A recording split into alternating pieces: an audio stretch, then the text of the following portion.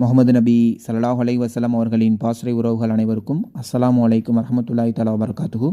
இன்றைக்கி நம்ம பார்க்க போகிறது குர்ஆன் வசனம் சூரா 17 ஆயத் 23. அல்லாஹ்வை தவிர வேறு ஒருவரையும் நீங்கள் வணங்காதீர்கள், தாய் தந்தையரிடம் மிக கண்ணியமான முறையில் நடந்து கொள்ளுங்கள். நம்ம அல்லாஹ்வுக்கு இணை வைக்காமல் நம்ம வாழ்க்கையை அமைச்சுக்கணும் அப்படின்னா நம்மளுடைய பேச்சுக்கள், எண்ணங்கள், செயல்கள் எல்லாத்துலேயுமே நம்ம அதிலிருந்து தவிர்த்துக்கிறணும். ஃபார் எக்ஸாம்பிள், ஒரு சின்ன விஷயம், நம்ம இன்றைக்கி டே டு டே லைஃப்பில் இன்றைக்கி மேகக்கூட்டமாக இருக்குப்பா, மழை வர மாதிரி இருக்குப்பா, மழை பெஞ்சிரும்ப்பா அப்படின்னு சாதாரணமாக சொல்லிட்டு கடந்து போயிடுறோம். ஆனால் அப்படி சொல்கிறது கூட இணை வைக்கிற லிஸ்ட்டில் வருது அப்படிங்கிற மாதிரி விஷயங்கள் நம்மளுக்கு தெரிய வருது. என்னென்னா, சில விஷயங்கள் அல்லாஹ்வுக்கு மட்டும்தான் தெரியும். அதில் ஒன் ஆஃப் த விஷயம் இது.